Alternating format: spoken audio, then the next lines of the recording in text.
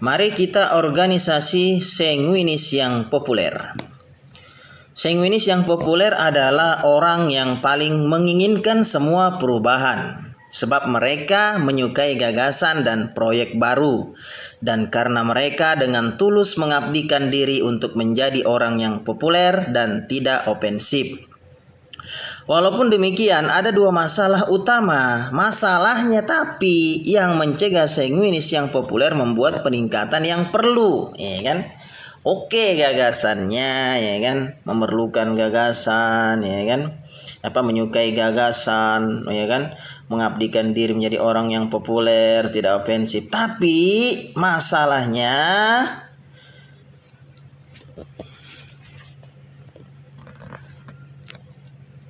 sanguinis yang populer tidak membuat peningkatan yang perlu, yaitu tidak ada tindak lanjut, tidak ada follow up.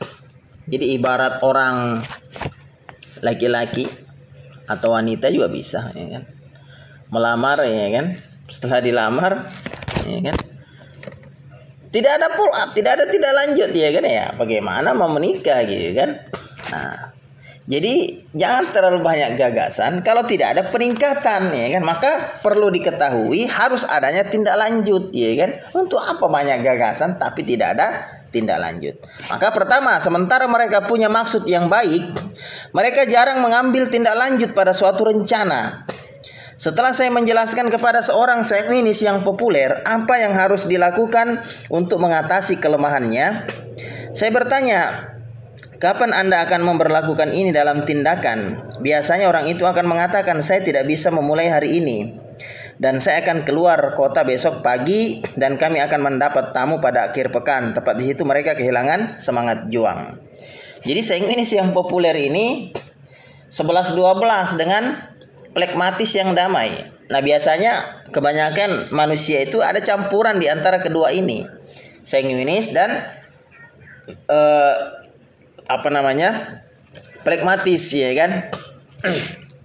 Beda-beda sedikit, ada campuran dari keduanya. Itu biasa kebanyakan manusia miliki, gitu kan. Plekmatis atau sanguinis yang populer dicampur dengan plekmatis yang damai. Jadi ada watak yang bercampur di dalam kebanyakan manusia, yaitu sanguinis dan plekmatis. Dan memang mirip-mirip, gitu kan. Sekalipun sanguinis itu adalah ekstrovert, plekmatis adalah introvert, ya kan. Plekmatis adalah introvert, dia lebih cenderung ke dalam, ya kan, pendiam, gitu kan. Sementara sanguinis itu keluar, ya kan, populer. Nah, seperti koleris juga ekstrovert, ya kan, sama dengan sanguinis, tapi beda ekstrovertnya dengan sanguinis. Nah, ini ekstrovert yang mengesalkan, gitu kan. Jadi ada introvert. Jadi gini, poinnya adalah introvert yang mengesalkan adalah plekmatis yang damai, ya kan. Di balik ketenangannya, ya kan, di balik periangnya, tapi punya kemauan yang banyak. Kepala batu, ya, kepala batu, keras kepalanya, ya kan, yang bikin orang menyebalkan, gitu kan. Nah, kemudian apa yang menyebalkan dari ekstrovert, ya kan, yaitu sanguinis yang populer.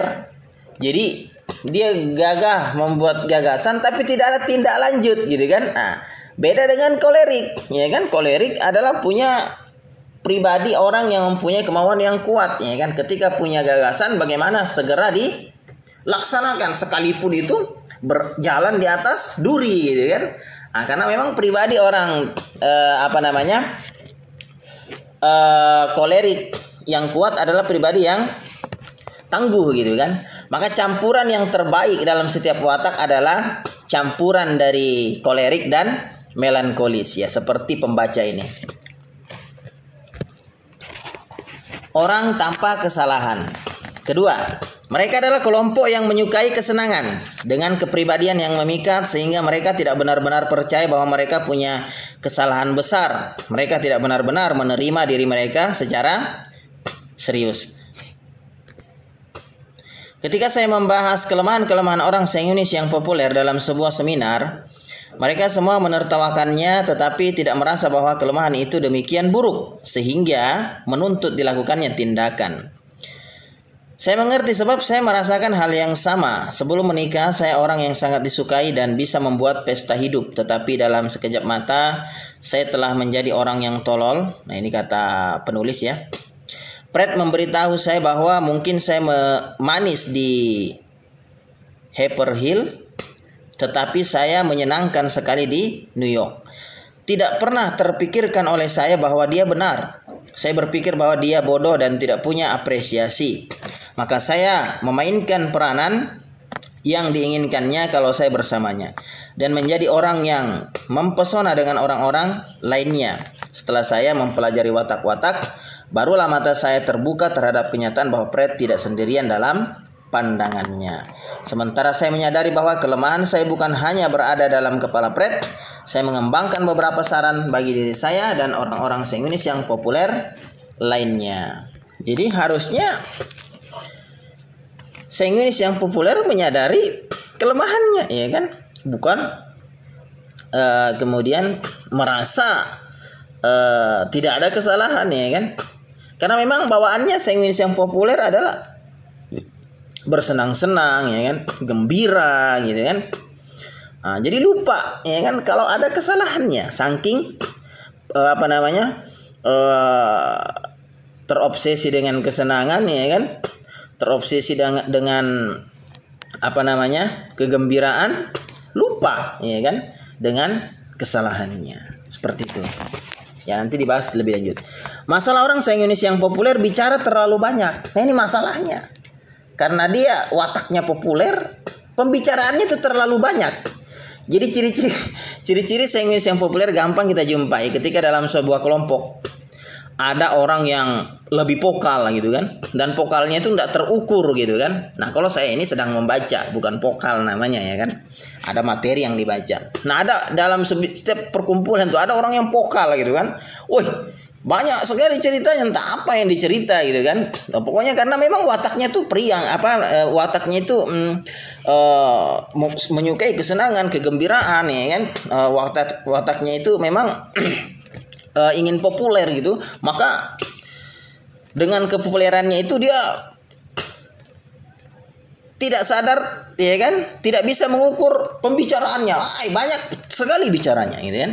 Nah, itu masalahnya orang Zionis yang terlalu banyak bicara, ya kan, terlalu banyak bicara. Nah, pemecahan pertama kalau dia mau menjadi mau mengikis kesalahannya sehingga menjadi baik, ya kan, ibarat batu tadi, ya kan, batu itu kalau sudah dipotong gitu kan, supaya dia bisa menjadi mata cincin yang cantik, maka dikikis.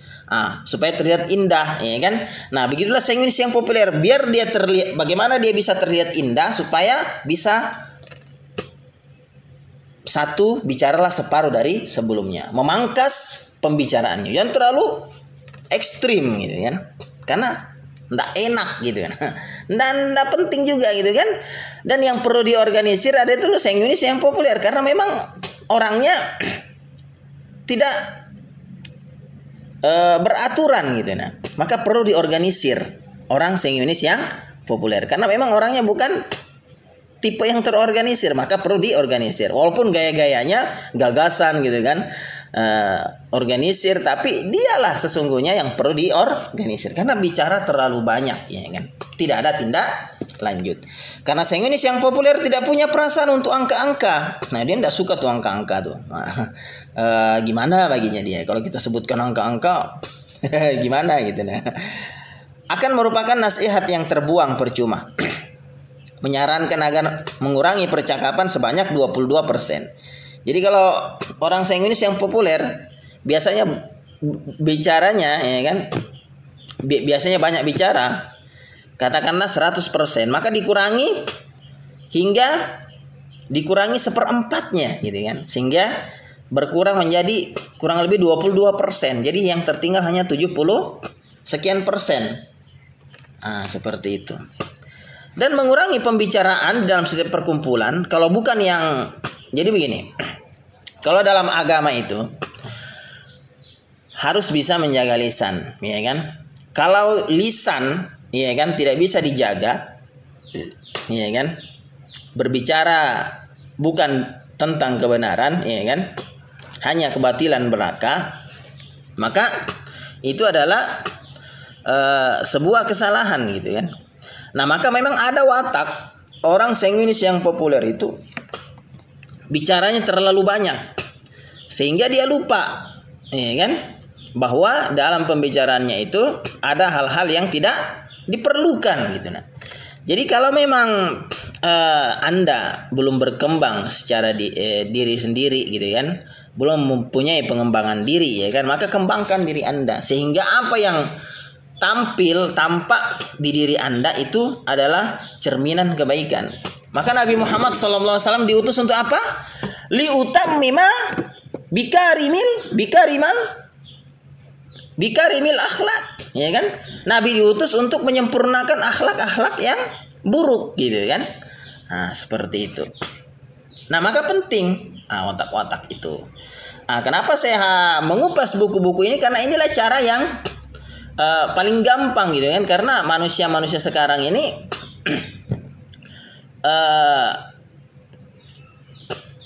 karena tidak adanya lagi nabi, ya kan, tidak adanya lagi rasul, maka caranya adalah diajarkan, ya kan, ya kan, dijelaskan, ya kan. Kalau nabi dulu, ya kan, cukup dia melihat nabinya, ya kan, maka luar biasa, ya kan, banyak orang yang mengikuti. Nah, sekarang tidak ada nabi, maka harus digunakan semua kitab, ya kan, agar kepala manusia itu tidak tolol gitu. Nah, isinya bukan ketololan tapi kecerdasan. Lanjut, tetapi mereka akan menangkap maksud separuh dari apa saja.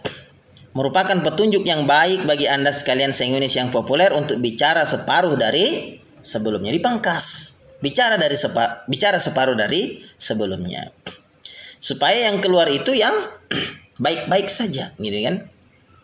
Yang hikmah saja, ya kan. Untuk apa banyak bicara kalau bukan hikmah yang dikeluarkan, gitu kan.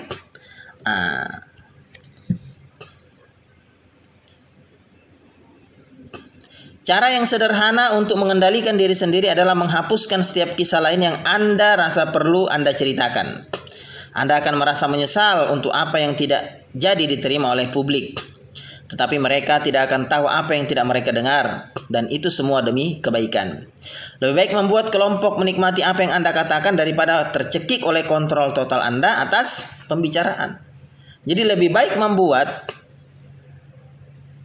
pembicaraan kita itu dinikmati orang daripada tercekik oleh kontrol total atas Anda atas pembicaraan yang tidak terukur gitu kan, atau apa yang diceritakan. Nah, ini memang watak sanguinis yang populer, ya kan, yang tololnya luar biasa gitu kan.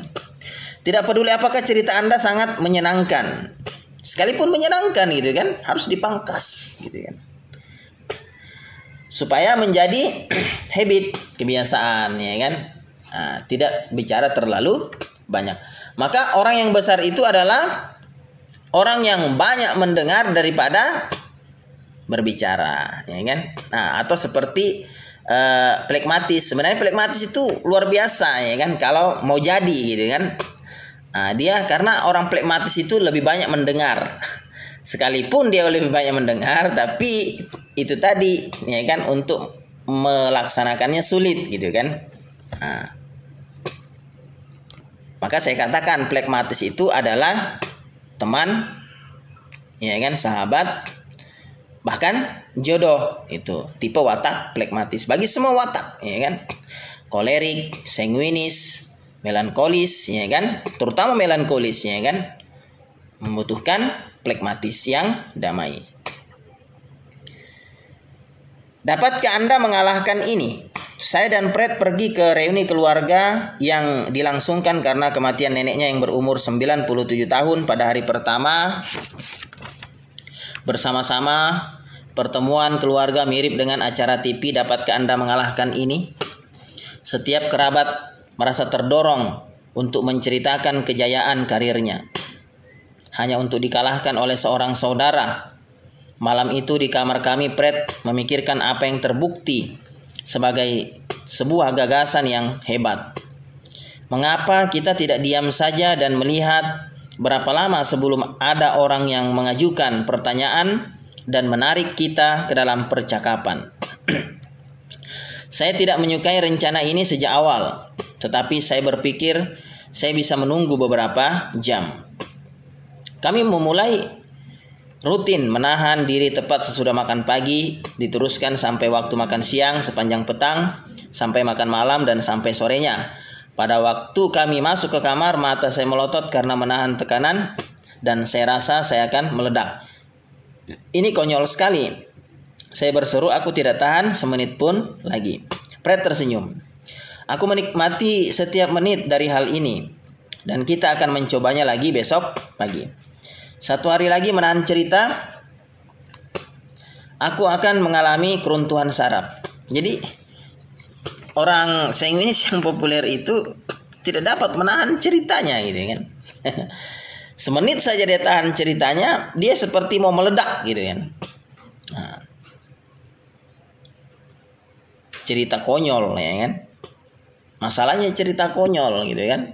Nah, maka bila mau menjadi sanguinis yang sejati ya kan, Anda berdiri dengan kekuatan dan mengikis kelemahan Anda, maka harus berhasil memiliki pengembangan diri yang baik. Ketika Anda tidak memiliki pengembangan diri yang baik dari watak yang Anda miliki, maka selamanya ya Anda akan terpuruk dengan watak Anda gitu kan. Anda tidak akan pernah dewasa dengan kepribadian Anda. Maka selamanya maka orang yang paling menang ya kan, hebat, berkuasa di dunia ini adalah mereka yang dapat berhasil ya kan, memiliki pengembangan diri yang baik ya kan. Nah, maka bila hari ini ya kan manusia dikuasai oleh barat, itu wajar saja gitu kan, karena mereka berhasil memiliki pengembangan diri yang baik ya kan. Nah, sekalipun ya kan mereka bukan Islam ya kan, tapi mereka berhasil mengimplementasikan nilai-nilai ajaran yang terdapat di dalam agama yang telah Allah ajarkan. Nah, seperti itu. Maka ini menjadi tantangan juga bagi kaum muslimin ya kan, khususnya supaya bisa memiliki pengembangan diri yang baik ya kan, kepribadian yang baik, yang menarik gitu kan, dengan watak-watak yang dimiliki masing-masing ya kan. Dengan watak-watak yang dimiliki masing-masing, dengan kekuatan dan kelemahan yang dimiliki, dapat berdiri dengan potensi kekuatan watak yang dimiliki dan mengikis kekurangan dari watak yang dimilikinya itu. Nah, seperti itu agar tercipta pengembangan diri yang baik sehingga dia bisa bersaing, ya kan? Kalau Anda tidak memiliki pengembangan diri yang baik, kepribadian, maka tidak bisa bersaing, ya kan? Maka selamanya akan di bawah terus, tidak bisa mempengaruhi orang lain, bahkan terpengaruh oleh orang lain, ya kan? Nah, seperti itu. Kami menjalani sehari lagi menahan diri untuk tidak bercerita, dan saya tidak mengalami keruntuhan saraf. Hampir, tetapi saya bisa bertahan. Pada pagi berikutnya, sebelum kami meninggalkan rumah tempat reuni, Ibu Fred berkata, "Kau pendiam sekali selama 1 jam yang terakhir. Fred, ada yang tidak beres." Fred meyakinkan ibunya bahwa semua baik-baik saja, dan ibunya menepuk-nepuk Fred sambil berkata, "Bagus sayang, bagus." Penghinaan yang paling buruk adalah bahwa baik Ibu Fred maupun siapa saja lainnya tidak pernah memperhatikan bahwa saya tidak mengatakan apapun selama 2 hari penuh. Di sini saya membuat rekor sepanjang masa. dan bahkan tidak mendapat tanda penghargaan apapun. Tetapi saya memetik pelajaran yang pahit. Dunia bisa terus berputar, bahkan kelihatannya relatif tetap bahagia walaupun saya tidak membuka mulut. Dengan demikian, peranan saya dalam berbicara hanya separuh dari sebelumnya, terasa seperti tindakan yang terlambat. Mengapa kalian orang Zionis yang populer tidak melihat berapa lama Anda bisa membisu sebelum seseorang memperhatikan adanya perubahan? Jadi akan disesali akhirnya, ya kan? Karena terlalu banyak bicaranya itu. Nah, kalaupun hanya menjadi penyesalan gitu kan, ya kan? Maka latihlah diri Anda untuk menahan pembicaraan separuh dari sebelumnya. Karena memang dasar watak Zionis yang populer itu adalah tidak bisa menahan bicara, tidak bisa menahan cerita. Masalahnya, ya kan, ceritanya itu tidak berkualitas, ya kan, tidak ada kualitasnya, ya kan. Ibarat orang membahas ikan merah, dia membahas ikan teri, gitu kan, ibarat kelas teri, ya kan. Untuk apa? Maka bila mau berkelas harus bisa menahan pembicaraan separuh dari sebelumnya, bahkan melatih diri, ya kan, puasa bicara namanya, ya kan? Supaya yang keluar itu adalah hikmah, ya kan, intisari, ya kan, pelajaran-pelajaran yang berharga, gagasan-gagasan terbaik. Nah, itu yang diharapkan. Kalau yang keluar dari lisan Anda hanya sesuatu yang hampa, ya kan, tidak bermanfaat, untuk apa, gitu kan. Jadi tidak ada gunanya menggiring manusia ke dalam opini Anda, ya kan. Sementara Anda yang perlu diorganisir, gitu nah, ya kan. Karena penggiringan opini Anda tidak berfaedah, ya kan. Tidak ada manfaatnya, ya kan. Tong kosong nyaring bunyinya, tidak ada manfaatnya. Pemecahan kedua, Zionis yang populer yang terlalu banyak bicara, yaitu mengawasi tanda-tanda kebosanan. Ketiga watak lainnya tidak akan perlu diberi tahu apa itu tanda-tanda kebosanan. Jadi kolerik, flegmatis, melankolis, tidak perlu diajari apa itu tanda-tanda kebosanan, ya kan. Dia sadar, dia tahu, ya kan. Nah, tapi si Zionis yang populer ini dasar memang terlalu banyak bicara tong kosong nyaring bunyinya, ya kan. Sampai tidak mengerti tanda-tanda kebosanan, ya kan. Tetapi Zionis yang populer karena tidak bisa memikirkan kemungkinan bahwa dirinya membosankan, perlu diberitahu dengan jelas, bahkan mau diketok kepalanya baru dia sadar, itu kan. Bahwa kalau seseorang melepaskan diri dari cengkeraman Anda, itu berarti bahwa mereka kehilangan perhatian terhadap cerita Anda.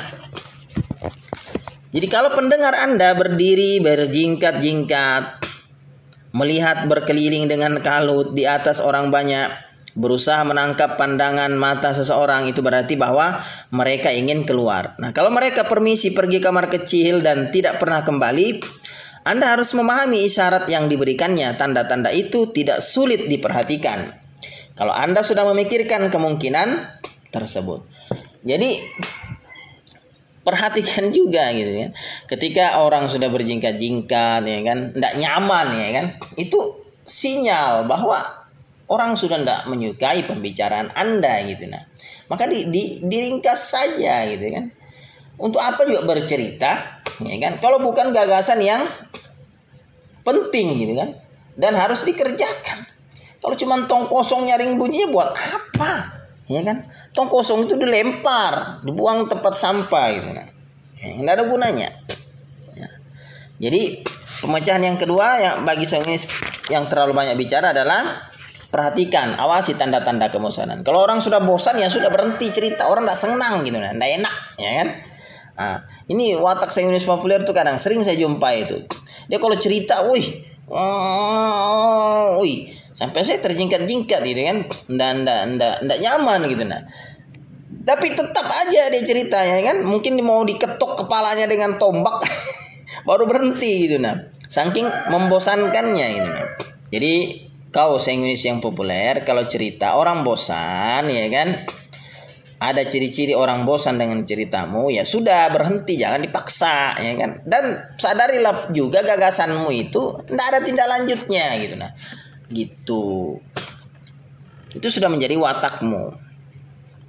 Nah, kalau mau berkembang ya kan, punya pengembangan diri yang baik, maka bisa berbicara separuh dari sebelumnya.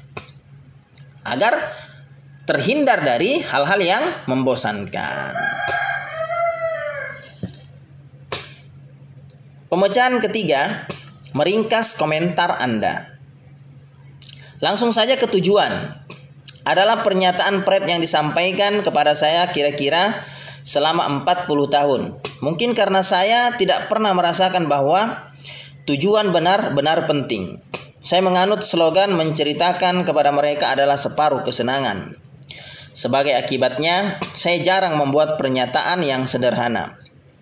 Saya cenderung terlalu membesar-besarkan drama. Demikian pula saya akan merasa malu mengungkapkan cerita telanjang tanpa bumbu-bumbu apapun. Jadi orang seminis yang populer suka membumbu-bumbui ceritanya, ya kan? Tidak hanya sekedar polos supaya lebih panjang gitu kan. Nah, itu masalahnya lagi, ya kan? Nah, harusnya diringkas, ya kan? Nggak usah terlalu banyak bumbu, ya kan? Kalau makanan enggak apa-apa, banyak bumbu, ya kan, supaya enak, ya kan? Tapi jangan juga berlebihan. Terlalu banyak bawangnya, ya kan? Bawalah bawang putih, ya kan? Sementara saya selalu merasa bahwa bakat bercerita merupakan sebuah aset. Membawanya sampai ke titik ekstrim menjadi sebuah kekurangan. Saya telah memetik pelajaran bahwa tidak setiap orang punya waktu atau perhatian sepanjang menolong sanguinis yang populer. Walaupun saya merasa bahwa latar belakang sejarah secara keseluruhan sangat penting untuk memahami komentar yang disampaikan sekarang. Saya mendapatkan bahwa rupanya tidak ada seorang pun yang menderita kalau luput menerima sebuah perincian atau bahkan selusin. Pada suatu hari saya menemukan sebuah gagasan yang provokatif.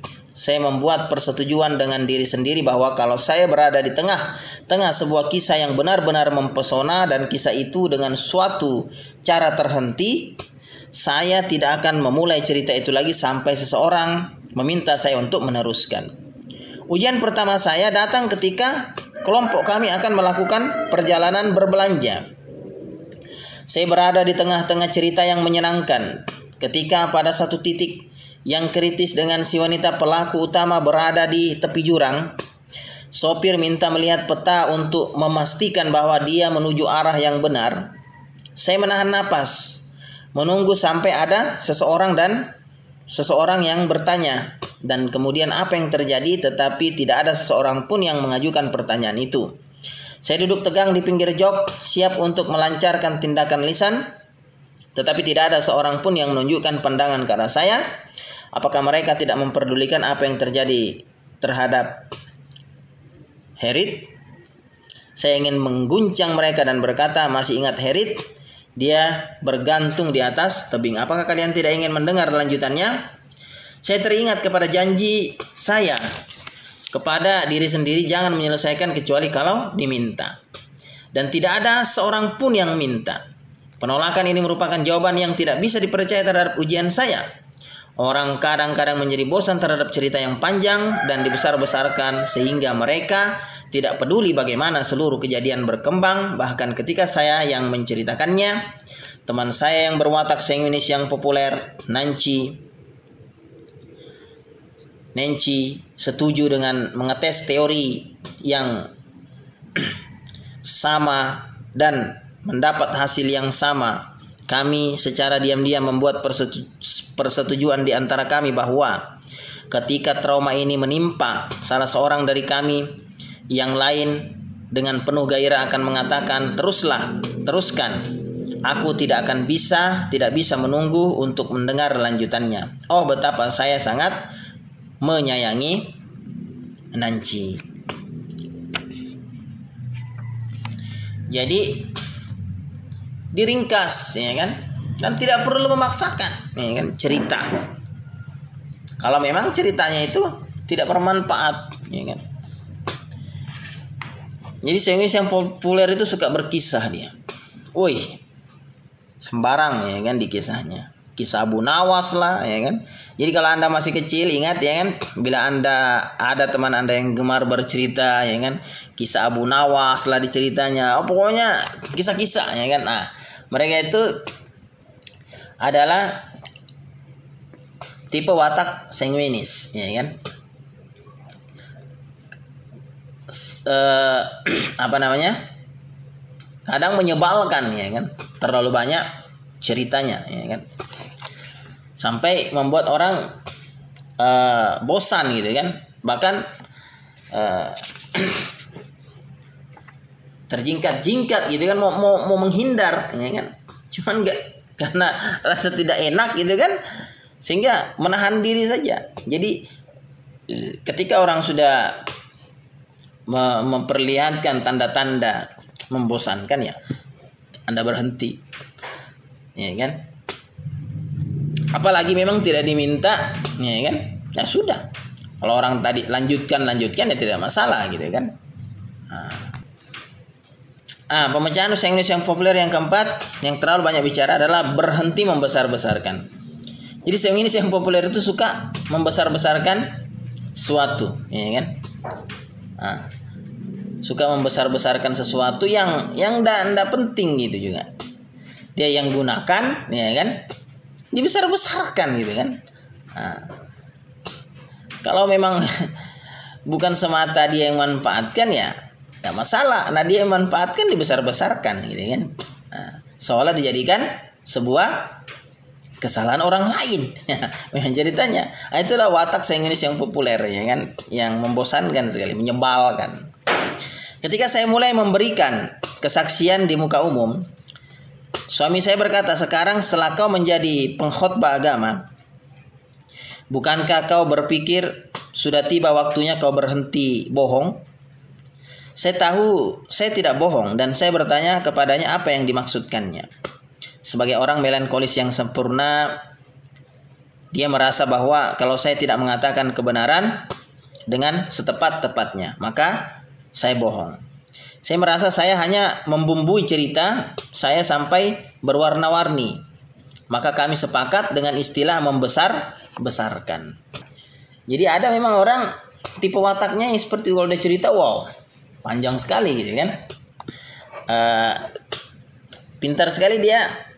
Memang ahli dia, ya kan, membumbui cerita. Nah, itu makanya istilahnya dibesar-besarkan, ya kan. Supaya berkembang cerita itu, panjang kali lebar sama dengan luas, sehingga tambah luas pembahasan, tambah lama. Ada orang yang seperti itu tuh kalau cerita, waduh, ya kan. Nah, padahal bercerita itu lebih baik poin-poinnya saja, ya kan. Yang penting-penting saja, hikmah-hikmahnya saja, ya kan. Buat apa terlalu panjang cerita kalau tidak ada isinya, ya kan. Gagasan sih baik, ya kan. Tapi kalau tidak ada isinya, ya kan, tidak ada tindak lanjutnya, buat apa gitu kan. Tong kosong nyaring bunyinya. Kemudian saya mendengar Loren mengatakan kepada teman kecilnya, kalau kau mendengarkan kata-kata ibu, kau harus memotong segala-galanya menjadi separuhnya. Pada suatu hari saya pergi ke rumah baru Patty yang berwatak Inggris yang populer, dan ketika saya berjalan masuk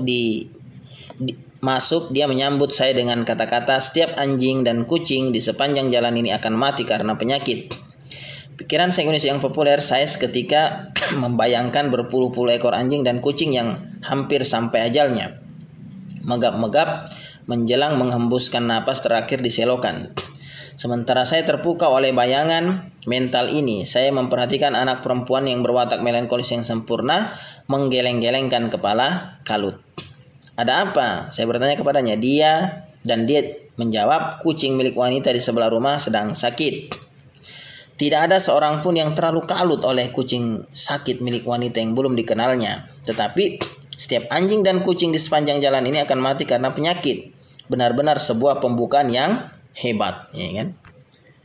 Saya dan Fred pernah pergi ke sebuah pesta tempat seorang wanita sengwinis yang populer bernama Bonnie yang menyenangkan membuat takjub seluruh kelompok dengan kisah terinci mengenai pelayaran dari Los Angeles ke Pulau Catalina.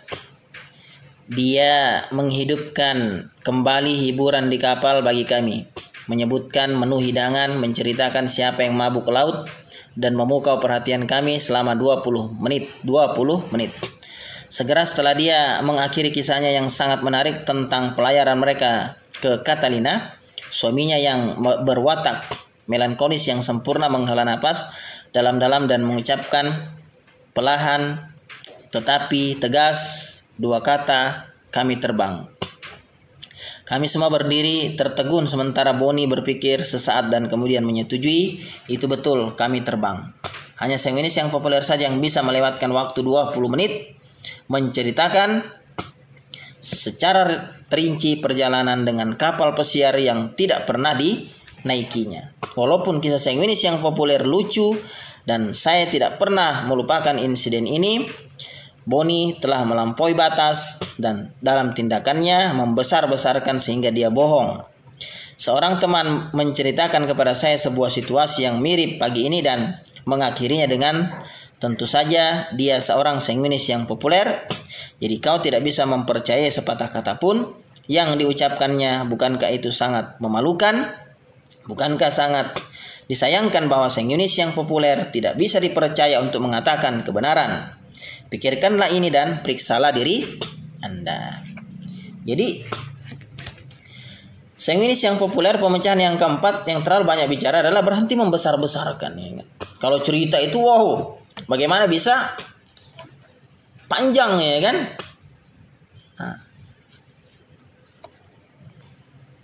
Jadi cerita itu berwarna-warni. Jangan diwarna-warni cerita itu. Apa adanya cerita itu disampaikan. Ya kan? Jangan dibesar-besarkan gitu. Dan sengwinis yang populer itu tidak bisa dipercaya di dalam menceritakan kebenaran, karena dasar wataknya selalu membesar-besarkan cerita. Cerita yang biasa menjadi banyak bohongnya gitu kan. Nah, jadi ingat, warna-warni sampai ekstrim menjadi kebohongan. Jangan sampai seperti itu. Jadi pangkas cerita Anda, ya kan, sehingga yang dikeluarkan itu adalah cerita bermanfaat. Ya, seperti itu. Masalah sengwinis yang populer mementingkan diri sendiri. Pemecahan pertama, perasalah terhadap kepentingan orang lain. Jadi ini juga masalahnya lagi sengwinis yang populer. Dia mementingkan dirinya sendiri, tidak perasa dengan kepentingan orang lain, gitu kan. Orang sengwinis yang populer paling tidak perasa terhadap orang lain karena mereka begitu terpusat kepada kepentingan diri sendiri. Mereka begitu senang dengan kisahnya sendiri sehingga mereka tidak melihat rentang perhatian orang lain dan bisa bicara melampaui kepentingan kelompok. Mereka jarang memperhatikan keperluan orang lain karena mereka mempunyai sifat bawaan menghindari masalah atau situasi negatif. Jadi terlalu banyak cerita, ya kan? Terlalu banyak cerita, tong kosong nyaring bunyinya. Kemudian menghindari masalah, ya kan? Nah, harusnya ketika banyak cerita gitu kan dilakukan. Ini setelah cerita tidak ada tindak lanjut. Nah, itulah watak sengwinis yang populer, kekurangannya, ya kan? Maka perasalah terhadap kepentingan orang lain. Jangan menghindari masalah. Sengwinis yang populer tidak bisa menjadi penasehat yang baik karena mereka lebih suka bicara daripada mendengarkan. Jadi suka bicara daripada mendengar. Harusnya dibalik, ya kan? Lebih banyak mendengarkan daripada bicara. dan mereka cenderung suka memberikan jawaban yang terlalu sederhana sehingga mungkin tidak memadai. Tuh. Kalau ditanya suka kasih jawaban yang biasa saja gitu. Nah, orang kesal juga jadinya gitu kan. Tapi kalau dia cerita, wih, ceritanya woi seperti ya kan gimana gitu. Padahal cerita itu juga banyak bohongnya gitu kan. Karena memang ahlinya dia kalau bercerita dibumbui dengan bumbu-bumbu yang warna-warni ya kan. Dan bohong isinya ya kan. Dusta belaka. Belajar perasa kepada orang lain dimulai dengan mendengarkan dan melihat. Jadi belajar tuh mendengar, banyak mendengar, melihat ya kan. Kurangi pembicaraan. Itu mengasah perasa terhadap orang lain. Saya telah melatih diri saya untuk memasuki kelompok dengan berdiam diri dan mendengarkan sampai saya menangkap percakapan mereka dan bukannya langsung menyemburkan kisah saya yang terbaru. Sering sekali saya merasa bersyukur karena saya ragu-ragu lebih dulu sebelum terpaksa harus memasukkan kaki ke dalam mulut saya yang terbuka. Saya telah berusaha melihat kepada orang lain sebagai individu dan bukan hanya sebagai materi pendengar. Sebagaimana saya telah menyesuaikan diri dengan orang lain, saya mendapatkan banyak orang sakit hati yang luput dari perhatian saya sebelumnya. Begitu banyak wanita kesepian yang cenderung dihindari oleh sengeunis yang populer. Begitu banyak hati yang patah dan perlu diobati. Dan begitu banyak orang yang diberati beban dan memerlukan sentuhan halus sengeunis yang populer. Sejak saat ini dan seterusnya, orang-orang sengeunis yang populer dengarkan dan lihat setiap orang sebagai seorang yang istimewa dan Anda akan menjadi perasa terhadap kebutuhan orang lain. Jadi selama watak sengeunis yang populer tidak melihat orang lain sebagai orang yang istimewa, ya kan? Selalu melihat orang lebih di bawahnya, wah itu kacau. Atau selalu melihat orang agar bisa mendengarkan ceritanya, nah sudah tidak bisa perasa terhadap kepentingan orang lain. Maka akan terus cerita-cerita, keluar terus cerita, tong kosong nyaring bunyinya, gagasan-gagasan yang tak berarti. Maka perasalah terhadap kepentingan orang lain. Pemecahan yang kedua dari sifat sengeunis yang populer yang mementingkan diri sendiri, yaitu belajar mendengarkan. Jangan terlalu banyak bicara, ya kan? Belajar mendengar. Alasan mengapa sengeunis yang populer tidak mendengarkan bukanlah karena mereka punya masalah genetika, tetapi karena mereka hanya memperhatikan diri sendiri. Mendengarkan adalah tindakan yang dermawan. Dan sengeunis yang populer tidak cukup berkepentingan untuk memaksa diri sendiri menjadi tertarik kepada orang lain. Mereka merasa bahwa hidup itu sebuah teater, tempat mereka berada di atas panggung, sedangkan setiap orang lainnya menjadi penonton. Sengeunis yang populer yang terbaik bisa lolos dengan citra penghibur, tetapi kebanyakan dari kita memberikan kesan sebagai orang yang egois kalau kita membuat mata orang lain terpusat kepada diri kita. Ingat, perasalah terhadap kebutuhan orang lain dan dengarkan apa yang mereka katakan. Dengarkan, ya kan? Perasa, ya kan? Jangan tak peduli gitu kan. Sehingga Anda terus aja bagaimana berusaha mempusatkan perhatian orang lain kepada diri Anda yang sudah menjadi watak Anda. Maka jangan, ya kan, dikikis kelemahan itu. Dengarkan orang lain, perasalah terhadap orang lain. Nah, seperti itu. Sebenarnya sengeunis yang populer itu kalau dia punya memunculkan sentuhan halusnya luar biasa gitu kan. Nah, tapi kalau dia terus memunculkan watak kelemahannya, ya kan, yang terlalu banyak bicara, maka menjadi ndak enak gitu, ndak bagus dilihat. Masalah orang sengeunis yang populer punya ingatan yang belum dikembangkan. Pemecahan 1, perhatikan nama. Nah, dia tuh kadang suka lupa nama tuh. Orang sengeunis yang populer. Alasan mengapa sengeunis yang populer tidak bisa mengingat-ingat nama adalah seperti apa yang sudah saya nyatakan sebelumnya. Mereka tidak mendengarkan dan mereka tidak peduli. Kedua masalah ini berasal dari sifat mereka yang mementingkan diri sendiri dan sikap mereka yang tidak perasa kepada orang lain. Mereka mungkin menyenangkan sebagai teman, tetapi orang merasakan bahwa mereka tidak peduli. Setelah beberapa menit kemudian, mereka tidak ingat lagi siapa orang lainnya. Dale Carnegie berkata, suara yang paling merdu di dunia adalah nama seorang.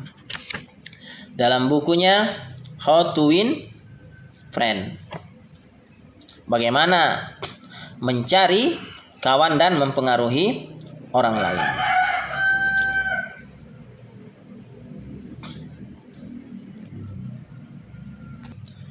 Dia memberikan banyak contoh tentang orang yang sukses, yang suksesnya berhubungan dengan sebaik apa mereka berkonsentrasi pada mempelajari nama orang lain. Jadi nama itu harus diingat baik-baik, gitu kan?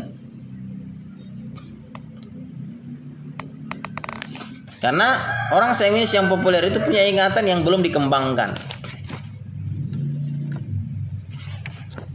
Maka perhatikan nama, ya kan, dengan baik-baik supaya jangan salah lagi dalam menyebutkan. Karena menurut Dale Carnegie, penulis buku How to Win Friend, bagaimana mencari kawan dan mempengaruhi orang lain, dia mengatakan bahwa nama adalah suara yang paling merdu di dunia.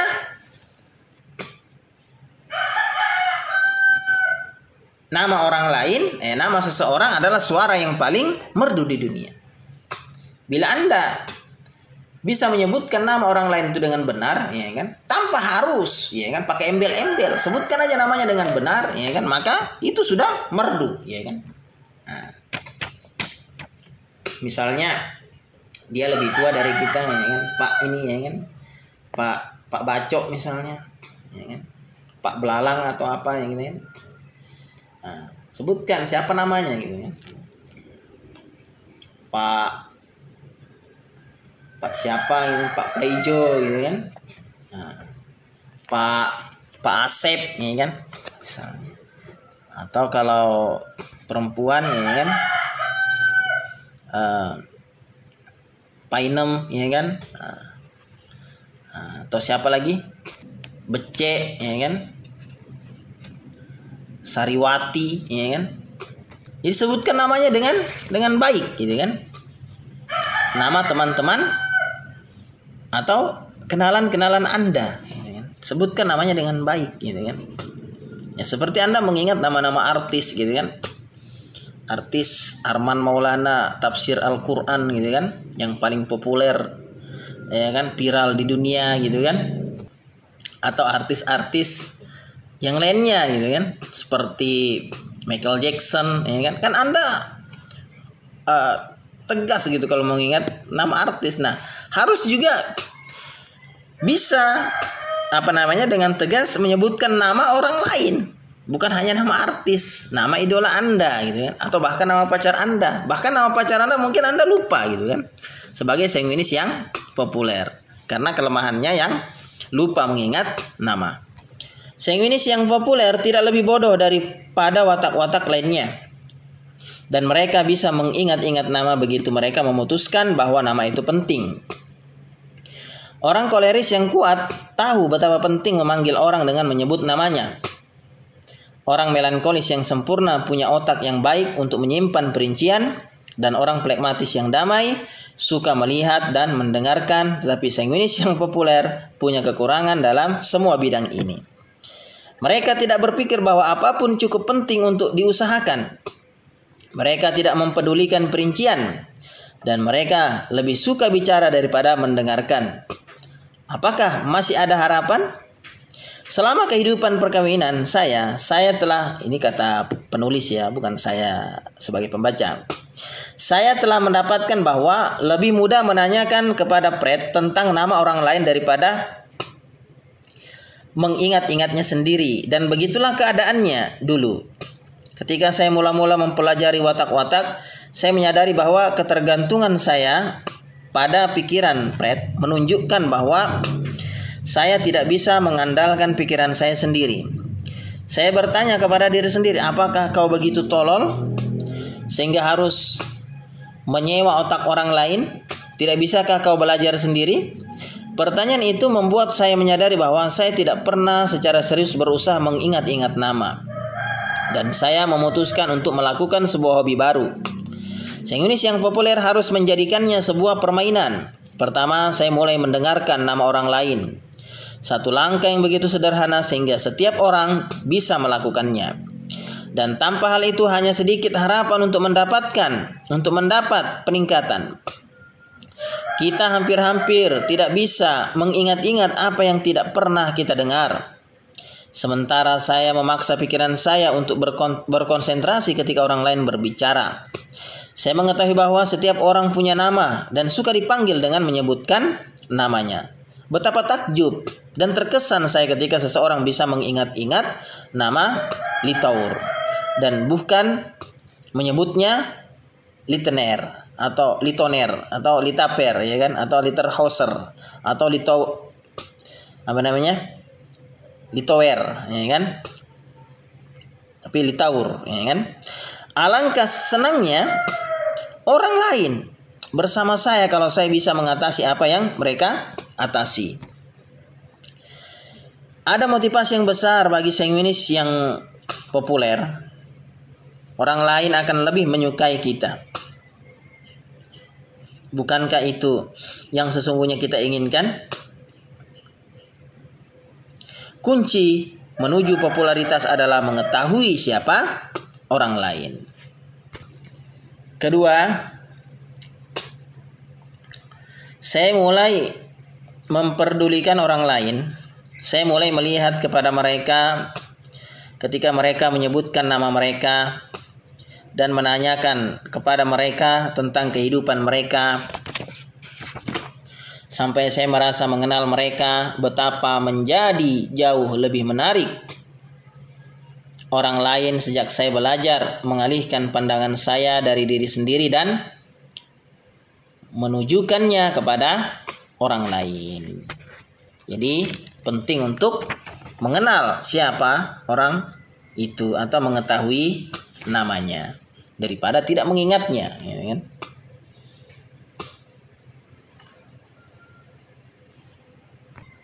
Pemecahan yang kedua ditulis atau menuliskan segala-galanya. Sementara ingatan saingunis yang populer akan warna dan hal-hal sepele bahkan melampaui faktanya, ingatan mereka akan nama, tanggal, dan tempat hampir-hampir nol sama sekali. Pembagian pikiran ini bisa dipahami kalau kita menyadari bahwa watak saingunis yang populer jauh lebih tertarik kepada orang dibandingkan dengan kepada statistik, serta kepada fiksi yang warna-warni dibandingkan dengan kepada fakta yang apa adanya. Orang melankolis yang sempurna menyukai perincian dan bisa mengingat hal-hal yang penting dari kehidupan. Maka kalau kita melihat kepada segi yang positif, kita bisa selalu memasangkan keduanya bersama-sama. Orang melankolis yang sempurna untuk memberikan yang benar dan saingunis yang populer untuk membuatnya menarik. Fred mempunyai kemampuan yang fantastis untuk mengingat-ingat nama.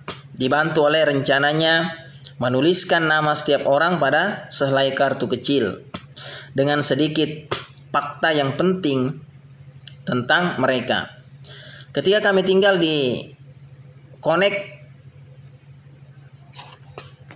ya ini lagi-lagi tentang penulis ya, karena penulis buku ini adalah Barat ya, dia Nasrani, maka di dalam buku ini dikait-kaitkan dengan kegiatan keagamaannya, gitu kan.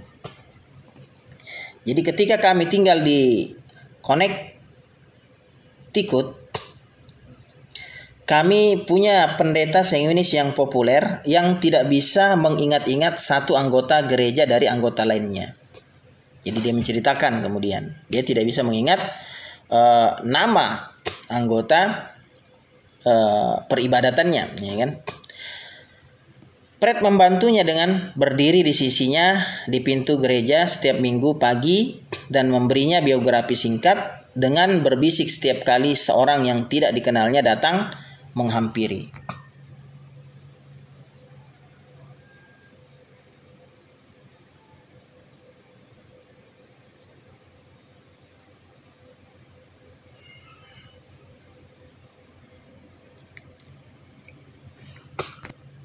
wanita bergaun merah yang bergaun merah jambu ini Walda Wori. Dia punya 6 anak dengan suami di rumah sakit karena gangguan punggung. Mungkin saraf punggung terjepit kali.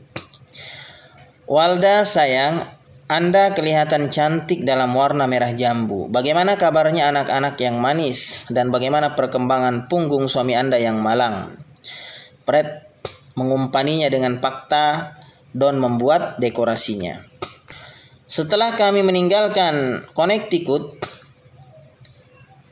ingat Don mengalami kemunduran seketika. Dan orang bertanya-tanya dalam hati mengapa orang yang penuh perhatian dan mempesona ini jadi mendapat kesulitan dalam mengingat-ingat nama. Pada suatu hari dia bertanya kepada seorang wanita bagaimana keadaan suaminya. Padahal kenyataannya baru saja 2 hari yang lalu dia memimpin upacara pemakaman orang itu. Kami punya teman sanguinis yang populer bernama Tommy yang ironisnya mengajar dalam kursus ingatan. Dia melakukan pekerjaan yang bagus dalam mengkomunikasikan prinsip-prinsip dan orang lain bisa belajar. Tetapi hal itu tidak membantu dirinya dalam kehidupan sehari-hari. Pada suatu hari saya mampir dan mendapatkan dia sedang mencari-cari dengan kalut di dalam garasinya. Dia telah kehilangan 2 kardus buku tentang ingatan yang diperlukannya untuk kursus malam itu. Dan dia tidak ingat di mana dia menaruhnya. Karena sanguinis yang populer punya ingatan yang begitu jelek. Mereka harus menuliskan daftar tentang apa yang akan mereka lakukan dan menyimpan daftar itu di tempat dia tidak akan menghilangkannya. Mereka harus membuat catatan tentang nama-nama orang dan meninjaunya sebelum menemui lagi kelompok yang sama. Mereka harus memastikan sebelum mereka membuat hubungan bisnis bahwa mereka memiliki semua fakta di hadapannya. Pikiran yang bagus bisa kelihatan tolol kalau terpaksa meraba-raba mencari informasi yang seharusnya diketahuinya. Jadi tulis apa yang diketahui tentang nama orang, ditulis. Kalau tidak gampang mengingat, ya kan? Tulis, ya kan? Nah, namanya si Paijo, ya kan? Namanya si Painem, namanya si Belalang misalnya. Namanya si Baco, ya, namanya si Becek, ditulis, ya kan, supaya tidak lupa. Oh iya, ini namanya si Baco. Nah, itu. Pemecahan ketiga, jangan melupakan anak-anak. Nah, orang sanguinis yang populer ini juga karena mempunyai ingatan yang belum dikembangkan sampai anak-anak pun dilupakan. Dia tidak kenal bahkan anaknya sendiri, ya kan? Saya pernah bertemu dengan kaum wanita sanguinis yang populer yang kehilangan paling tidak 1 atau 2 orang anak pada suatu ketika sebagai ibu. Seorang wanita mengemudikan mobil ke gurun, mengobrol dengan gembira dengan temannya sanguinis yang populer sebelum memperhatikan anaknya yang berumur 4 tahun tidak ada di jok belakang. Dia kembali ke pompa bensin tempat tadi dia berhenti. Dan di sanalah anaknya sedang membantu petugas memompa bensin. Petugas pompa bensin bersyukur karena wanita itu kembali karena dia sudah akan pulang. Dan tidak tahu apa yang harus dilakukan dengan asisten barunya. Seorang wanita menceritakan kepada saya dia lupa menjemput anaknya dari ruang kelas 3 di sekolahnya dan baru menyadari setelah keluarganya duduk untuk makan dan kursinya kosong. Dalam sebuah laporan kelompok sanguinis yang populer dari salah satu seminar, ketuanya menyatakan, kami melakukan survei dan di antara kami telah kehilangan 430 buah benda pekan ini, termasuk 7 orang anak dan seorang nenek yang secara tragis tinggalan di toko serba ada. Teman saya yang berwatak sanguinis yang populer, Carol, bersama saya bergantian mengantar jemput anak ketika kedua anak kami yang sama-sama berwatak melankolis yang sempurna baru mulai sekolah. Kami berdua sering terlambat dan sementara kami saling mengerti. Anak-anak selalu merasa tertekan ketika saya akan menjemput James Jer. Dia keluar dengan murung membawa semangkuk sereal. Ibu saya sedang menelepon lagi dan saya harus mengurus diri sendiri. Pret Jer selalu sudah sampai ke rumah. Setiap kali Carol kebetulan harus menjemputnya. Dan dia selalu menceritakan bagaimana Carol melupakannya. Atau bagaimana dia hampir menabrak bagian belakang truk. Saya dan Carol belum lama ini bertemu di Dallas dan tertawa bersama-sama, teringat kepada tahun-tahun mengantar jemput anak dan sering lupa. Kami menyimpulkan bahwa sifat kami yang tidak konsisten baik bagi anak-anak karena hal itu mengajarkan fleksibilitas kepada mereka. Orang sanguinis yang populer mempunyai kemampuan yang kreatif untuk menerima kelemahan mereka yang jelas sekali dan menemukan cara-cara untuk mengubahnya menjadi kekuatan. Ingat, walaupun Anda bisa memberikan alasan mengapa Anda punya ingatan yang buruk, tidak ada seorang pun yang ingin mendengarnya. Perhatikanlah nama-nama orang lain, tuliskan banyak hal dan cobalah membuat catatan tentang di mana Anda meninggalkan mobil Anda dan anak Anda, ya kan? Jangan sampai lupa semuanya, ya kan? Lupa nama orang, ya kan? Lupa tentang hal-hal, ya kan? Tidak ditulis, ya kan? Lupa catatan, ya kan? Lupa mobil taruh di mana, ya kan? Lupa anaknya di mana, ya kan? Masalah sanguinis yang populer adalah teman yang tidak tetap pikirannya dan pelupa. Pemecahan pertama adalah bacalah buku Faktor Persahabatan. Sementara sanguinis yang populer punya banyak teman karena mereka selalu membuat hidup menyenangkan. Mereka biasanya bukan teman yang baik. Mereka senang diajak berteman, tetapi mereka lenyap entah kemana ketika diperlukan atau ada kesulitan. Mereka bisa disebut teman dalam cuaca baik. Jadi kalau cuacanya lagi baik, ya dia ada. Kalau cuacanya lagi buruk, dia tidak ada, gitu kan? Nah, itulah sanguinis yang populer. Teman yang tidak tetap pikirannya dan pelupa. Berpindah-pindah dia. Jadi ibarat orang yang berladang itu ladang berpindah, gitu kan? Pindah-pindah. Jadi berteman melihat sikon, gitu kan? Nah, cuaca lagi baik, ya kan? Nah, bisa nih ngelabuin orang, gitu kan, dengan ceritanya. Itulah sanguinis yang populer. Maka baca buku Faktor Persahabatan. Belajar membaca, gitu kan. Kalau Anda sedang malas membaca, ya bagaimana Anda bisa berkembang, gitu kan? Jadi orang sanguinis yang populer itu disebut teman dalam cuaca baik. Saya punya seorang sahabat orang sanguinis yang populer yang merupakan teman di musim hujan. Dia hanya menelepon saya kalau hujan turun dan dia tidak bisa main golf. Jadi karena dia suka main golf, karena kalau hujan dia tidak bisa main golf, nah nanti dia baru nelpon temannya. Sanguinis yang populer cenderung punya penggemar atau pengikut yang melebihi sahabat yang sesungguhnya. Mereka mengumpulkan orang-orang yang mengagumi mereka, menyayangi mereka, dan mudah-mudahan memuja mereka. Mereka menyukai orang-orang yang memberi tetapi melihat ke arah lain ketika kebutuhan timbul. Mereka jadi hanya dibutuhkan saja baru kemudian mereka mau, orang sanguinis populer itu mau berteman. Melihat kebutuhan, kalau dia dibutuhkan baru mau berteman. Jadi teman dalam cuaca baik saja. Ketika dia butuhkan, teman dalam kebutuhannya saja. Mereka terlalu sibuk dengan kesenangan dan apa yang serba gemerlapan sehingga tidak sempat mengurus kesulitan. Nah, inilah kelemahan orang sanguinis yang populer. Jadi bila dia dongkol, gitu kan, dia hubungi temannya, ya kan, yang bisa diajaknya berteman. Seperti tadi, ya kan, karena dia pemain golf, musim hujan dia tidak bisa main golf, dihubungilah temannya yang biasa dihubungi ketika di musim hujan, ya kan.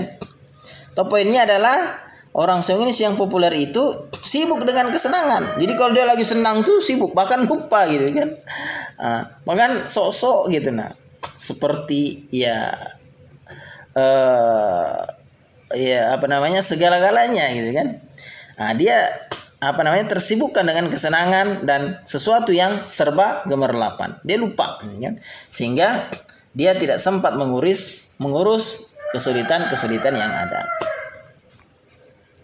Dia lupa ya kan dengan gagasan-gagasan atau teman-temannya yang biasa dia hubungi gitu kan. Nah, itulah watak sanguinis yang populer karena memiliki punya watak sebagai teman yang tidak tetap dan pikirannya yang pelupa. Ketika saya membaca buku The Friendship Factor, Faktor Persahabatan,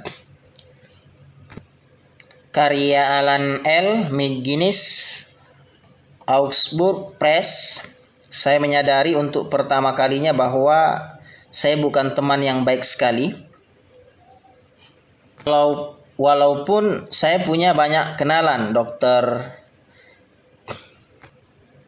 Dr. McGuinness menantang saya untuk menyelidiki kehidupan saya dalam bidang-bidang hubungan yang tahan lama, dan saya menyadari bahwa saya membiarkan beberapa sahabat tersayang lepas begitu saja karena tidak mudah untuk bertemu. Pada tahun 1980 saya mengundang 40 orang wanita dari seluruh negara untuk datang ke Redlands, California, guna mengikuti seminar latihan bicara. 36 orang wanita datang dan dalam waktu 1 pekan bersama-sama kami menjadi sahabat. Kami berbagi isi hati antara satu dan lainnya dan tidak ingin berpisah. Untuk memelihara kelangsungan persahabatan ini, saya mengirimkan surat untuk meninjau apa yang telah ditulis oleh mereka masing-masing kepada saya dan mengusahakan agar mereka saling menyurati lainnya. Saya juga memulai kelompok Rabu pagi di rumah untuk kaum wanita di daerah saya. Kami semua sependapat bahwa kami akan bercerai-berai kalau kami tidak mendisiplinkan diri sendiri untuk berkumpul dalam persahabatan sekali seminggu. Jadi kalau sudah biasa bersahabat, atau misalnya kalau punya teman sahabat, jangan saat butuh aja gitu Jadi teman itu bukan teman musiman gitu. Ya selamanya gitu kan. Teman ketika dibutuhkan ya kan. Ketika dia disibukkan dengan sesuatu yang gemerlap, dengan kesenangan gitu kan, ya kan, lupa segala-galanya gitu kan. Itulah sanguinis yang populer. Dia adalah teman yang tidak tetap dan pelupa. Pemecahannya, baca buku Faktor Persahabatan. Apa tadi judulnya? The Friendship Factor, karya Alan L. Macam juga kok suka membaca ya, tapi harus membaca gitu kan supaya bisa berkembang gitu. Kalau Anda tidak bisa membaca ya sudah selesai bola-bola ya kan. Nabi Muhammad saja dipaksa membaca oleh. Jadi Al-Qur'an 30 juz dan hadis-hadis yang tebalnya sekian meter itu gitu kan. Itu tidak langsung gelepok seketika. Nabi yang nol pada saat itu didatangi malaikat di Gua Hiro ya kan, sudah kita bahas sebelumnya. Bisa dicek lagi. Iqra, hanya Iqra ya kan. Suruh membaca, Iqra, bacalah Muhammad. Nabi bilang, saya tidak bisa membaca ini. Sampai didekat gitu ya. Jadi memang apalagi watak sanguinis yang populer ini. Wataknya yang populer tapi tidak bisa menjadikan dia populer karena dia tidak memahami kekurangannya ya kan. Bahkan menonjolkan kekurangannya. Jadi harus dipaksa membaca. Ya kan? Jadi kau yang berwatak sanguinis yang populer, jangan menjadikan temanmu hanya teman musiman saja, ya kan? Ketika musim dingin lah ya dihubungin, ketika musim panas tidak dihubungin lagi, gitu kan? Ketika dia sedang bersenang-senang lupa, atau istilahnya ya lupa gitu kan, ketika lagi senang, jangan. Pemecahan yang kedua, mendahulukan kepentingan orang lain. Sanguinis yang populer jarang melakukan upaya untuk menjadi sahabat sejati, untuk memperhatikan orang yang kekurangan, dan mengunjungi orang yang sakit. Ketika saya menjadi ketua perkumpulan wanita San Bernardino, saya diharapkan bisa pergi ke rumah sakit ketika ada anggota yang dirawat di sana. Ini begitu asing bagi sifat saya sehingga saya merasa sulit melakukannya. Saya biasanya menemukan dalih dan pernah sekali saya datang untuk mengunjungi suami seorang anggota, hanya untuk mengetahui bahwa dia sudah meninggal sehari sebelumnya.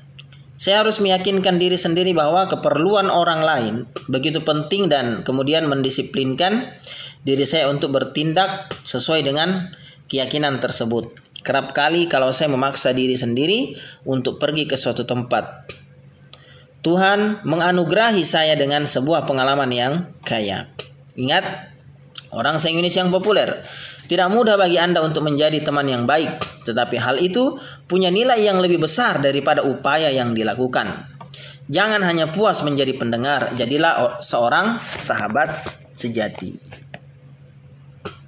Jadi orang sanguinis yang populer itu jarang sekali melakukan upaya untuk menjadi sahabat yang sejati, karena dia tuh berpindah-pindah seperti peladang tadi, ladang berpindah. Habis dia berladang sini, pindah lagi dia ke sana. Ujung-ujung jauh lagi di sana dia berladang. Seperti itu sanguinis yang populer. Maka solusinya adalah yang perlu diingat, sanguinis yang populer, yang perlu diingat bahwa memang tidak mudah bagi Anda untuk menjadi teman yang baik, sahabat yang sejati. Tapi sahabat sejati itu punya nilai yang lebih besar daripada upaya yang dilakukan. Jangan hanya puas menjadi pendengar, jadilah seorang sahabat. Seperti itu. Masalah orang sanguinis yang populer menyelah dan menjawab untuk orang lain. Pemecahan, jangan berpikir Anda harus mengisi semua kekosongan.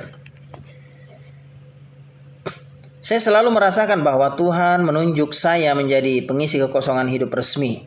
Karena saya selalu punya sesuatu untuk dikatakan dan tidak tahan berdiam diri. Ini kata penulis ya.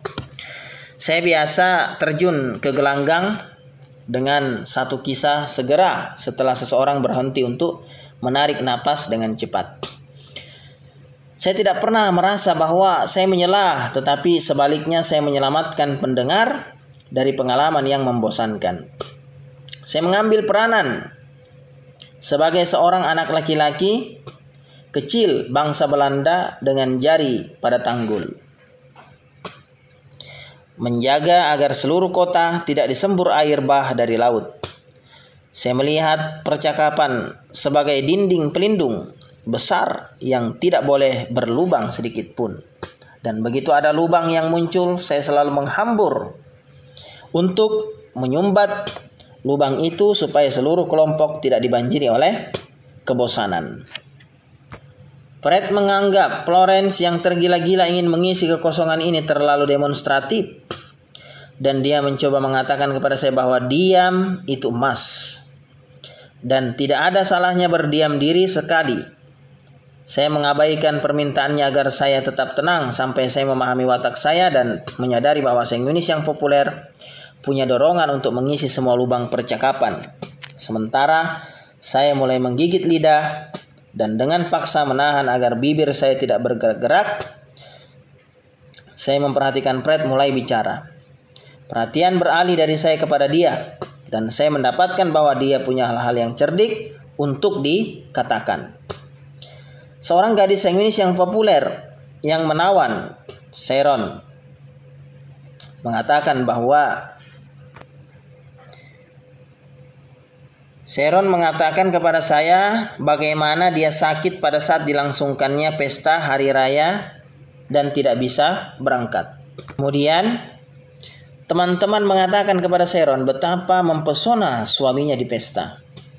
Dan bagaimana mereka tidak pernah tahu bahwa suaminya punya kepribadian yang begitu hebat. Sharon memikirkan ini dan menyadari bahwa dia tidak pernah memberi suaminya banyak kesempatan untuk memancarkan sinarnya.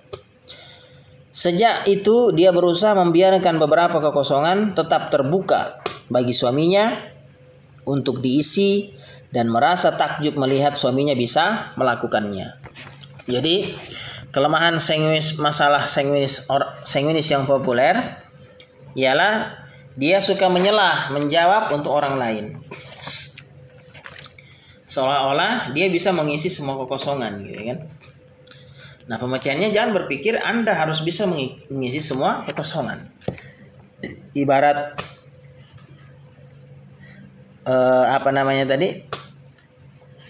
Jadi seperti yang sudah saya jelaskan kisah-kisahnya tadi ya.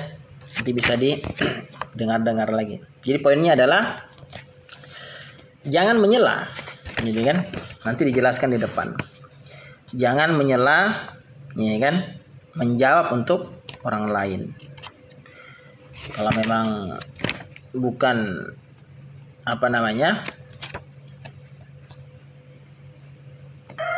Anda tidak diberi bagian, ya kan, untuk itu, ya lebih baik Anda menahan diri atau diam.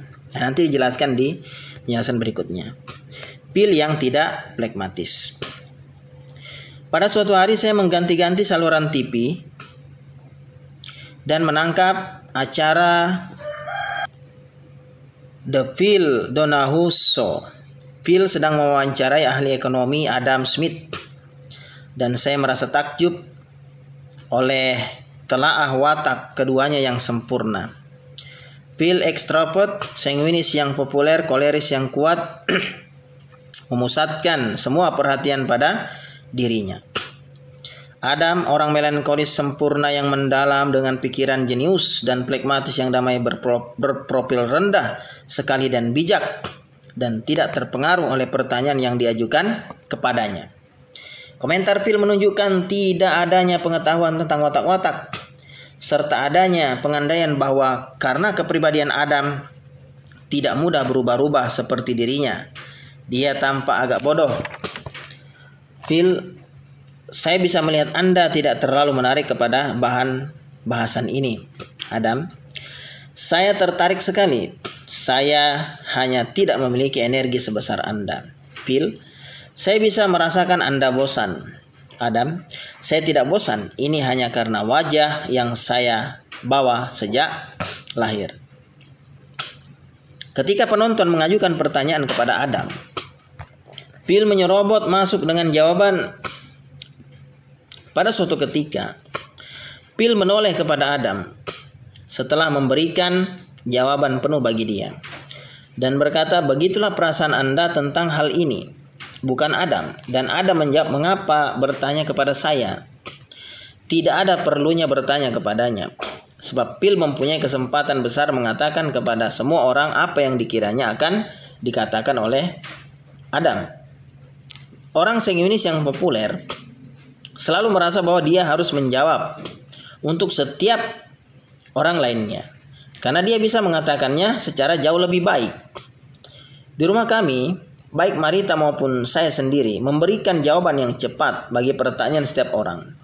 Pada suatu sore ketika sedang makan malam, Fred bertanya kepada Freddy bagaimana keadaannya di sekolah. Marita seketika menjawab, dia disuruh duduk di luar kantor kepala sekolah, jadi dia pasti berbuat nakal. Dia bahkan tidak belajar di sekolah yang sama, tetapi dia lewat dan melihat Freddy duduk dekat pintu kantor. Freddy tidak senang dengan laporan Marita dan Bapak Fred mengeluarkan peraturan baru yang tidak disukai oleh saya dan Marita. Hanya yang ditanya saja yang boleh menjawab. Jadi bila tidak ditanya ya jangan menjawab, jangan menyelah gitu kan. Disiplin ini memperlambat percakapan.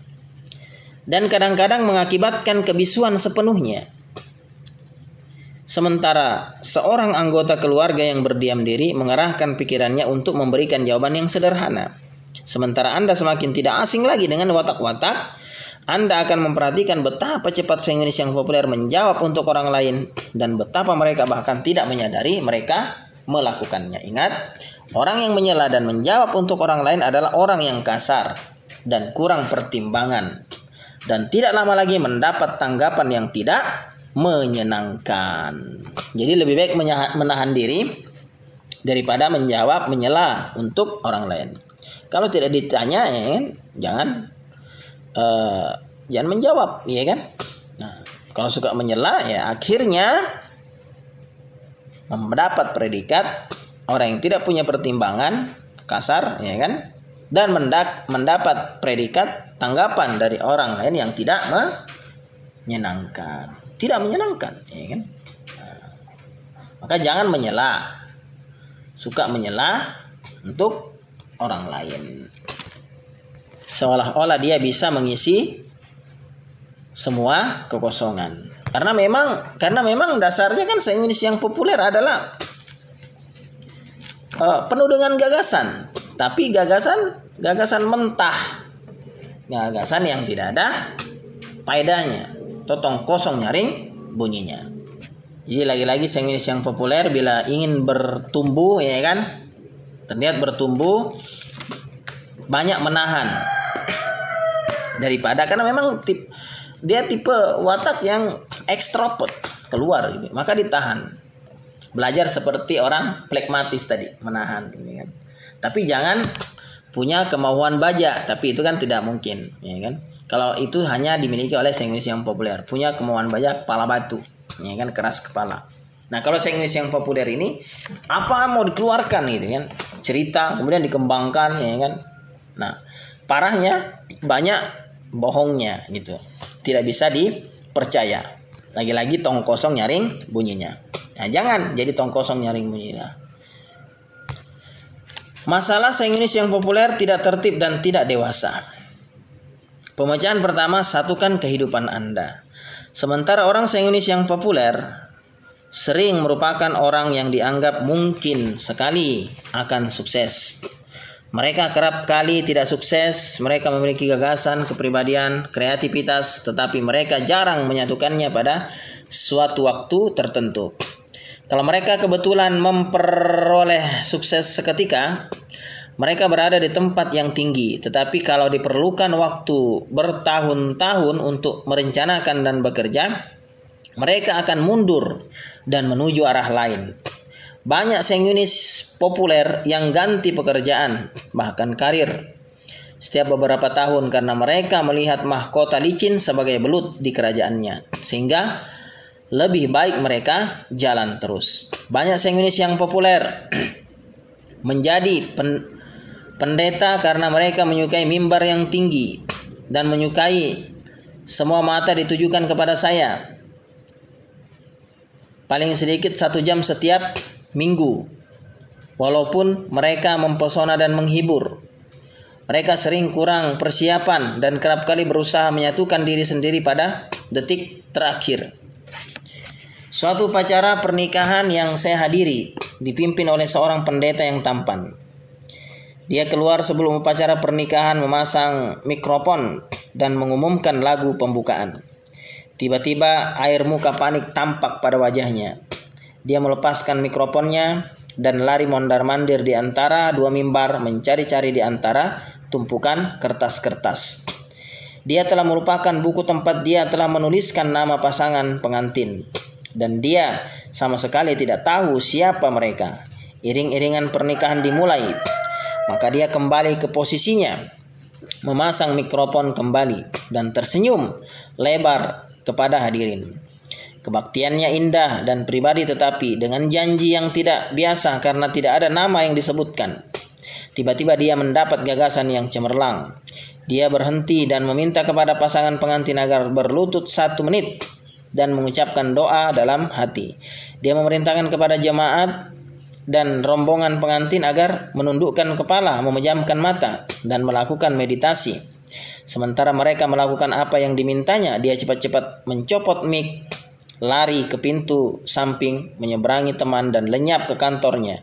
Seketika dia muncul kembali membawa sebuah buku, berjingkat-jingkat kembali ke tempatnya, menyematkan mik kembali, menghela napas panjang dan berkata, "Amin." Kemudian dia membuka buku dan terus membaca upacara selebihnya dengan benar. Doa dalam hati menyebabkan kepala sebagian besar orang ditundukkan. Tetapi tentu saja saya mengintip dan Fred mengukur waktu perjalanan pendeta selama 47 detik. Sementara cerita Sainginis yang populer lucu, hal itu menunjukkan bahwa Sainginis yang populer punya itikat baik tetapi jarang mencapai potensinya. Dia tidak ingin mulai bekerja hari ini, suatu selalu datang sebagai penghalang. Kesenangan mengalahkan pekerjaan. Dalam pengalaman memberikan penyuluhan, saya mendapatkan orang Sainginis yang populer paling bersedia menyetujui bahwa dia harus mulai bekerja dan membuat dirinya terorganisasi. Dia akan mengakui bahwa dia tidak berhasil mencapai apa yang bertekad dilakukannya dalam hidup, dan dia ingin meningkatkan diri. Saya melewatkan waktu untuk menunjukkan kepadanya apa yang harus dilakukan dan menyuruhnya melakukannya. Pada waktu dia teringat bahwa dia akan melakukan beberapa perubahan, dia kehilangan daftar, dan bagaimanapun juga mungkin apa yang dikerjakannya tetap tidak jalan. Apakah ini kedengarannya seperti salah seorang di antara Anda sekalian? Kalian orang-orang Sainginis yang populer memiliki potensi paling besar di antara semua orang. Mungkin sekali Sainginis yang populer bisa mencapai puncak sesuatu, tetapi Anda harus mulai hari ini untuk menyatukan kehidupan Anda. Kalau Anda menunggu sampai besok pagi, sesuatu akan muncul untuk merintanginya. Jadi masalah orang Sainginis yang populer adalah tidak tertib dan tidak dewasa. Ya kan? Maka harus disatukan kehidupan Anda, ya kan? Harus ditertibkan. Karena dia terpesona dengan kesenangan, ya kan? Hal-hal yang gemerlapan gitu. Sehingga dia tidak bisa mencapai sebuah puncak dengan tuntas, gitu kan? Karena tidak tertibnya dan tidak dewasanya tadi. Maka perlu disatukan apa yang menjadi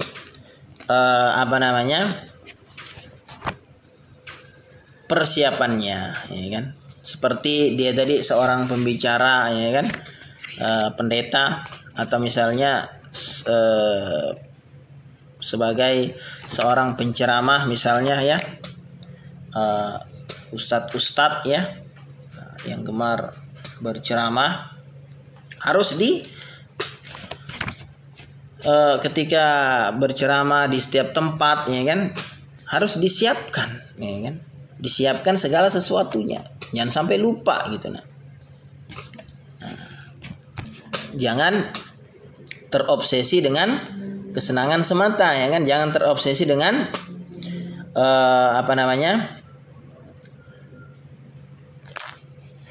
ingin dilihat orang, jangan terobsesi dengan kepopuleran, gitu kan. Nah, seperti itu. Harus juga disiapkan segala sesuatunya untuk mengantarkan Anda populer, gitu. Pemecahan kedua, tumbuh dewasa. Hai para pemuda, kalian Sainginis yang populer, kalian adalah anak-anak yang berhati dangkal. Shakespeare mengenal watak-watak, dan dalam tulisan tentang Sainginis yang populer, dia mengacu pada salah satu kelemahan mereka, keinginan untuk tidak pernah tumbuh menjadi dewasa. Sainginis yang populer menyukai Peter Pan dan lebih menginginkan untuk terbang ke negeri berantah dibandingkan dengan menghadapi kenyataan hidup yang keras. Sainginis yang populer adalah orang yang sebagai anak-anak yang berhati dangkal, gitu ya. Dia lebih memilih, ya kan, menginginkan terbang ke negeri antah berantah dibandingkan menghadapi kenyataan hidup yang keras. Jadi dia menghindari tantangan. Ya, itulah makanya teng kosong nyaring bunyinya, menghindari tantangan. Tidak ada bisnis atau perkawinan yang akan berfungsi secara menguntungkan kalau salah satu atau kedua mitra tidak mau tumbuh menjadi dewasa. Jadi ibarat sebuah bisnis atau perkawinan, ya kan, itu akan bisa menguntungkan kalau salah satu, salah dua dari mitranya bisa tumbuh menjadi dewasa. Nah, watak sanguinis yang populer tidak bisa tumbuh menjadi dewasa, harus bisa, ya kan? Bisa menghadapi sebuah kenyataan hidup yang keras, bisa menghadapi sebuah tantangan. Jangan lari, ya kan? Kedewasaan tidak tergantung pada umur. Kedewasaan tergantung pada kesediaan kita untuk menghadapi tanggung jawab dan membuat rencana yang realistis untuk memenuhinya. Jadi boleh banyak gagasan, ya kan? Tapi yang realistis, ya kan, yang terukur, yang nyata-nyata saja, ya kan. Jangan terlalu banyak warna-warni, ujung-ujung tidak ada tindak lanjut. Nah, itu kelemahan dari watak sanguinis yang populer. Jadi perlu diketahui lagi, kedewasaan tidak tergantung pada umur. Kedewasaan tergantung pada kesediaan kita untuk menghadapi tanggung jawab dan membuat rencana yang realistis untuk memenuhinya. Jadi kedewasaan itu terletak pada bagaimana bisa menghadapi tanggung jawab dan bisa membuat rencana yang realistis, ya kan, gagasan yang nyata yang bisa dilakukan, gitu kan. Bukan kemudian seperti anak-anak, ya kan, tidak pernah dewasa sekalipun umurnya mungkin tua, ya kan, bukan bahkan mungkin lato-lato, gitu kan. Nah, tidak berani mengambil tanggung jawab, maka selamanya tidak akan pernah dewasa. Apalagi selalu membuat gagasan yang tidak realistis, yang tidak bisa dilakukan, tidak ada tindak lanjutnya. Maka beranilah mengambil sebuah tanggung jawab, ya kan? Beranilah membuat gagasan yang realistis, bisa dipenuhi, bisa dilakukan. Daud berseru, sekiranya aku bersayap seperti merpati, aku akan terbang. Tetapi dia tidak melarikan diri dari masalah. Dia menghadapinya dengan berani, berseru kepada Allah untuk minta tolong pada saat kesulitan dan mengatasi apa yang kelihatannya seperti kekuatan lebih besar yang tidak bisa dikalahkannya. Ini dalam buku ini dikaitkan lagi tentang Nabi Daud, ya kan? Nabi Daud yang seperti saya jelaskan kemarin, ya. Bapaknya Nabi Sulaiman. Dia bisa membuat baju besi, ya kan, tanpa alat bantu apapun. Jadi lagi-lagi menyadarkan manusia bahwa apapun tanggung jawabnya, ya kan, apapun gagasannya, ya kan, yang harus dihadapi, minta kepada Allah, ya kan, agar bisa dipenuhi, gitu kan, agar bisa dilakukan. Bila memang sudah menjadi tanggung jawab, ya kan, bila memang sudah menjadi apa yang harus dipenuhinya, jangan mundur atau lari dari kenyataan hidup. Jadi kembali lagi, sanguinis yang populer punya masalah tidak tumbuh dewasa. Maka pemecahannya adalah, jadi punya masalah tidak tertib dan tidak dewasa, maka tumbuhlah menjadi dewasa. Jangan berhati dangkal seperti anak-anak. Jadilah tangguh seperti Nabi Daud, ya kan, yang tidak pernah lari dari masalah sebesar, sekecil apapun. Ingat, orang memerlukan penolong, yaitu Allah Subhanahu wa ta'ala.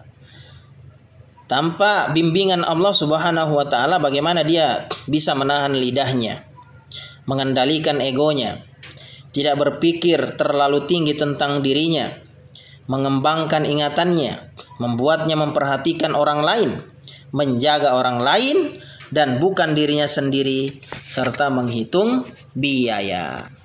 Segala sesuatu yang kutanggung di dalam, yang menjadi tanggung jawabku, Allah.